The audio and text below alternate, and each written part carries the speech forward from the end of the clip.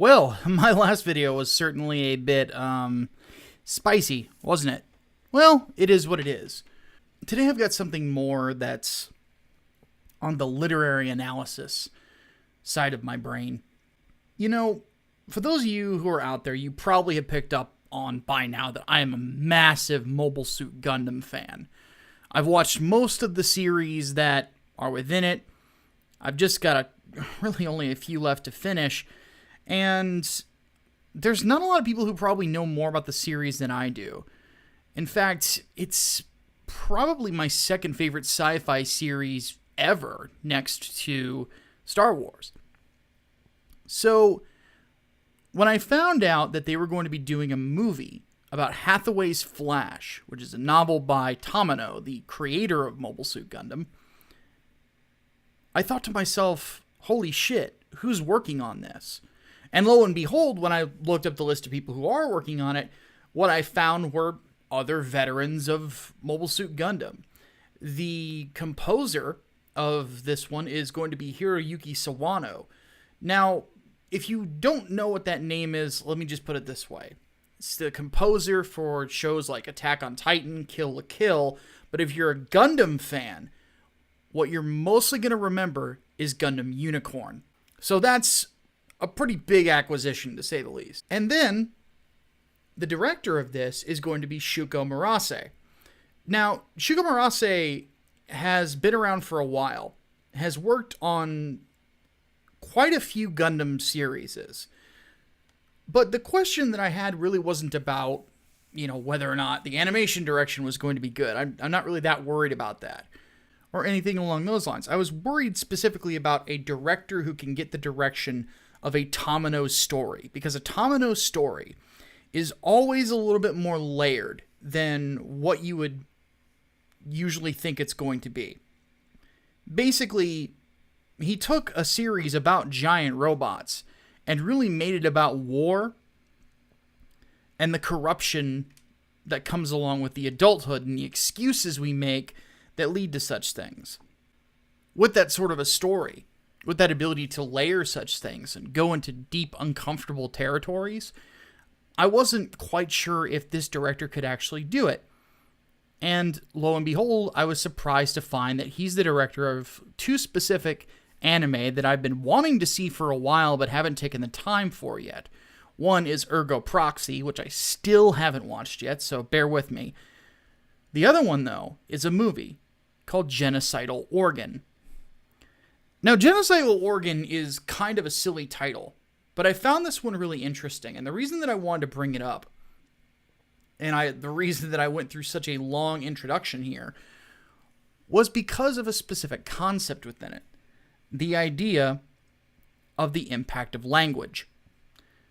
The plot synopsis is as follows. It's about a United States soldier who is chasing a man who seems to have cracked the code of language to cause nations to just go flat out fucking genocidal. Now, this isn't the first time that this sort of thing has been tackled in science fiction. Oddly enough, since I discussed Metal Gear Solid not too long ago, Metal Gear Solid 5 had a theme of language in it. So this is certainly not the first time that we've gone over this. But this was an interesting one because it specifically went into something that I hadn't heard much about since college. And that was the Sapir-Whorf hypothesis. Some of you may have also heard of it as linguistic relativity. There's two versions of the hypothesis. There's the strong version and the weak version. The strong one is called linguistic determinism, which basically means that language creates thought, and it's a thought process that has actually been flat out debunked by several linguists as time has gone on.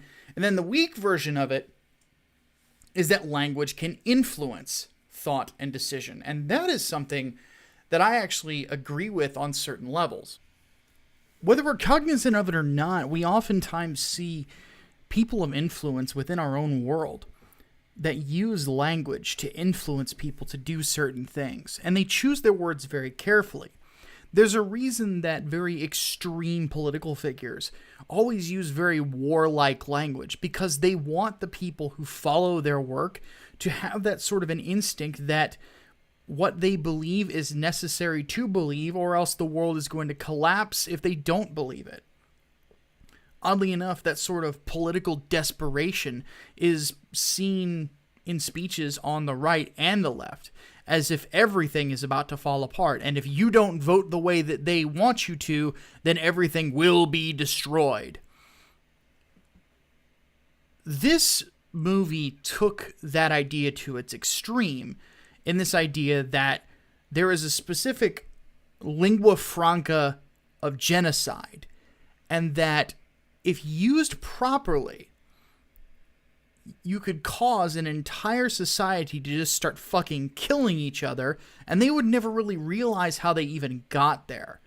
Now, that's an extreme. I don't think that that's really something that's going to happen. It's a great piece of science fiction, but it is something to think about, especially when it comes to the greater narrative idea.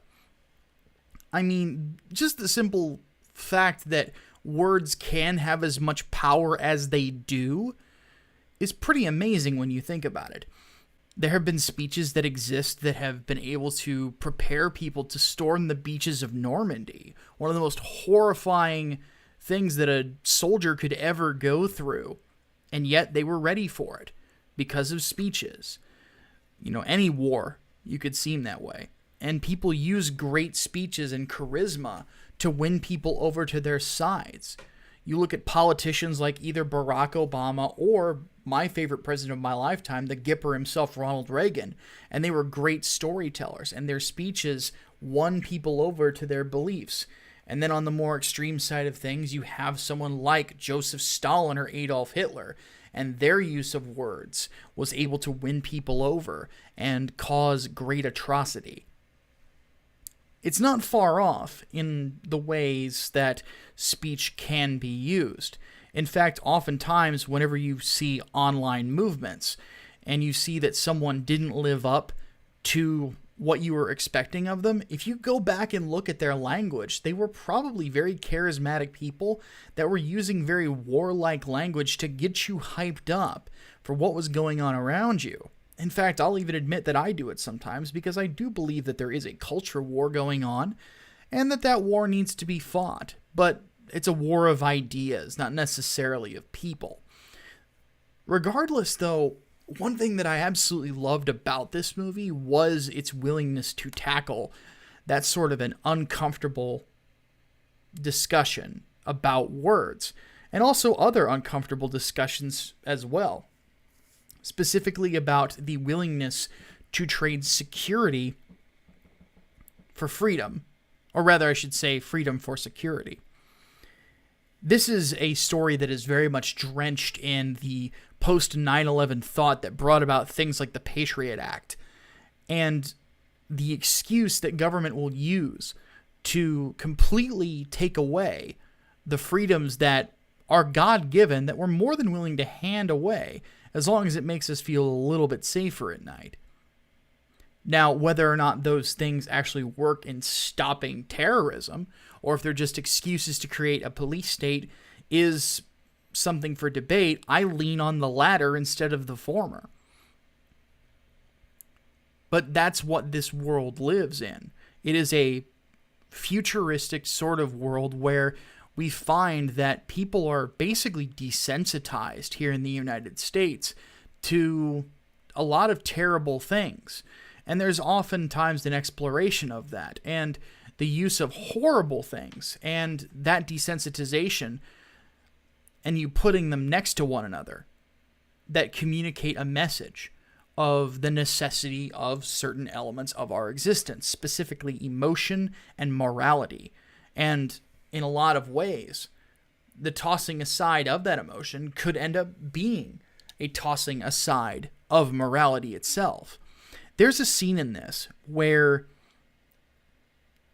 the lead character and his team are briefed on the fact that they are going to be walking into a building with a bunch of child soldiers, and they have no choice but to kill every single one of them.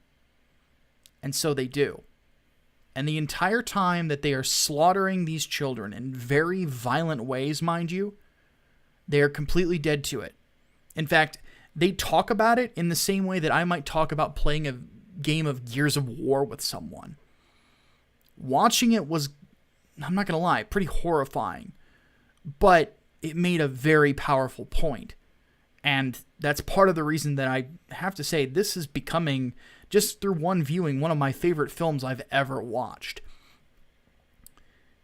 It really made me reconsider a lot of the ways that I was looking at, well, security, and the ways that I was looking at, a post 9/11 world, and how I've analyzed such things. But then again, that's the power of a good story. It can make you rethink your presuppositions because it frames things in a different light that you wouldn't have seen before.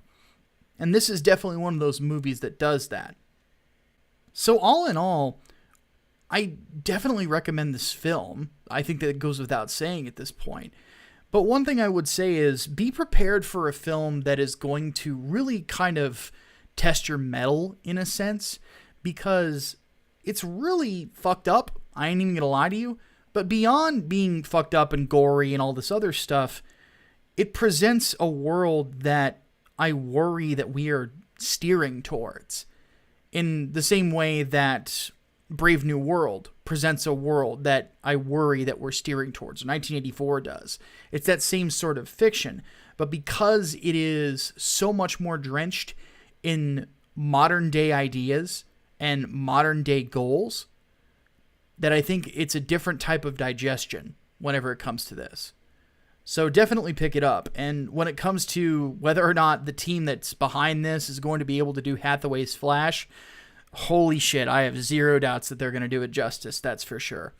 So with all that said, my name is Micah Curtis, your favorite vanilla gorilla. I'll see you next time. Dave's frickin' Volt.